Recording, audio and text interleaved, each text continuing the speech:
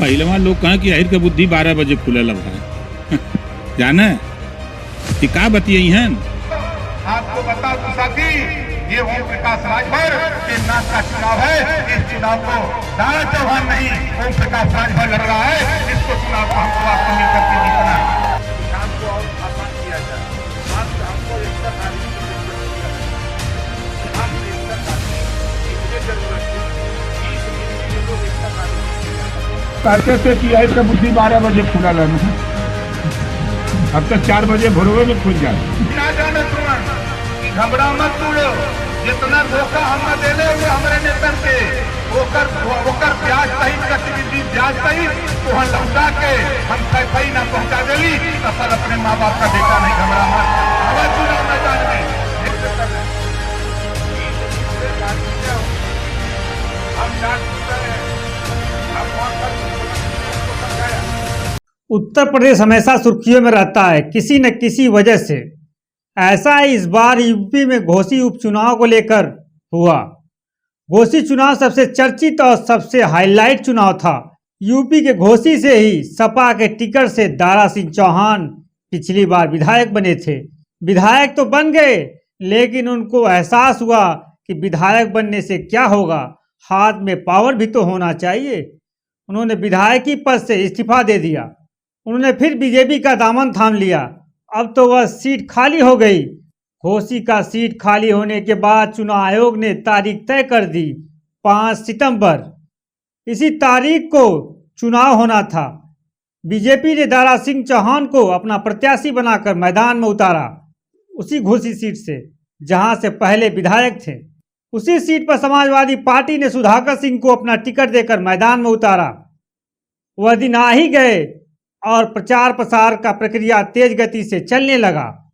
लेकिन एक बात यह भी है, सपा गठबंधन को छोड़कर भाजपा में शामिल हुए ओम प्रकाश राजभर जी द्वारा दारा सिंह चौहान को गांव-गांव गली-गली वोट मांगने के लिए लगाया गया।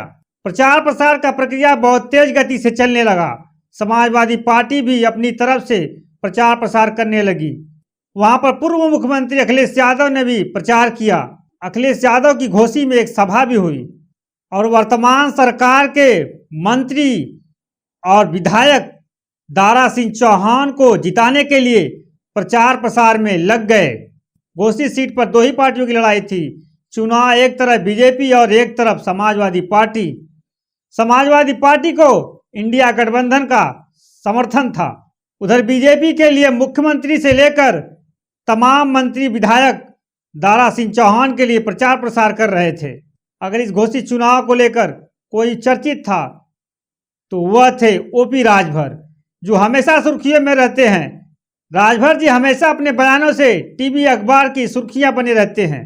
एक बयान में राजभर जी ने कहा था, यह ओपी राजभर के नाक का सवाल है। यह चुनाव दारा सिंह चौहान नहीं लड़ रहे हैं, यह चुनाव ओम प्रकाश राजभर लड़ रहे हैं।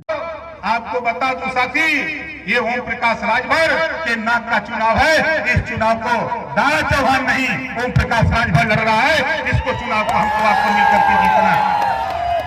तो बतावा चुनाव चिन्ह का निशान इस समय का बा? हमरे संगे बोला, हम बोलेंगे निशान का बा? कमल का फूल। पिछली बार हमारे वाली दूसरे जगह भाई है ना। ऐसा बोलते हैं कि मीडिया में हमारे बयान को लेकर चर्चा परिचर्चा हो। कहा जाता है कि ओम प्रकाश राजभर का विवादों से पुराना नाता है। कब क्या बोल दे कुछ पता नहीं चल पाता। और कुछ लोग तो यह भी कहते हैं कब और कहां चले जाएंगे राजभर जी, कुछ नहीं कहा जा सकता। इन सब बातों को खूब लोग समझते हैं, क्योंकि राजभर जी ने कहा था कि नेता 2 मुहां होता है। राजभर जी दारा सिंह चौहान को 50,000 वोटों से जिताना चाहते थे। उन्होंने वादा भी कर दिया था और वादे बड़े बड़े किए गए थे, लेकिन चुनाव में कितने वोट पड़ते हैं आगे पता चलेगा। ऐसा ही एक वीडियो सोशल मीडिया पर राजभर जी का वीडियो वायरल हो रहा है, जिसमें कह रहे हैं और क्या कह रहे हैं उन्हीं की जुबानी सुनिए। गाड़ी दी गई है, 20 दिन से गाड़ी लेके इसी सेट जोन में है ये लोग, और आदमियों को हम लगाते गए। ये बताओ हमारा कोई काम है यहाँ? पूरे समाज का ना काम है। इनके साथ शकुंतला राजभर हैं, लक्ष्मी राजभर हैं, 5-5, 6-6 नेता यहाँ आए। दूसरी गाड़ी आई कि काम को और आसान किया जाए।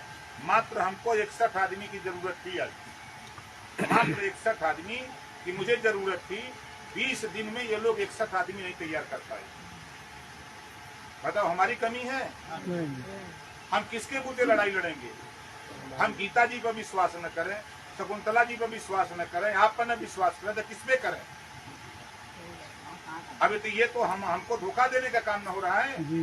जब हमारा आदमी बूथ पर नहीं रहता है तो हमारा आदमी जाएगा वोट देने, तो ये हमारे कदमी नहीं बन, तो विरोधी बकारेगा रे उन्होंने हैया नहीं हो चला। आज किसको हम बूथ पे खड़ा करेंगे? इस आदमी के पास 1 घंटे का समय न हो। ये भी तो पता नहीं है कि कौन सा डिग्नेशन ये लोग किए हैं, कौन पद दिए हैं, किसी को कोई सुविधा ही नहीं मिला है। आखिर मिलेगा तभी तो आदमी उस पर ये करेगा। भैया यही बतिया तो हम समझा रहे हैं। ठीक है, आप समझा रहे तो बताना चाहिए इन लोगों को। ये 20 दिन से गाड़ी लेके कहाँ घूम रहे हैं लोग? कहीं कोई हम सवाल इन्हीं लोगों से कर रहे हैं। 20 दिन से गाड़ी दिया हूँ, हम डांट सुन रहे हैं। हम वहाँ कल मुख्यमंत्री ने हमको समझाया, हमारा जो प्रदेश अध्यक्ष है, भाई क्या रिकॉर्डिंग कर रहे हो? हमारे क्यों रिकॉर्डिंग क्या कर रहे हो? अच्छा लग रहा है। लगता है कि मुख्यमंत्री जी ने सभा में भीड़ देखकर बता दिया था और आंकड़ा लगा लिया था, या यूं कहें कि अवलोकन कर लिया था कि कहां और किस में कमी रह गई है।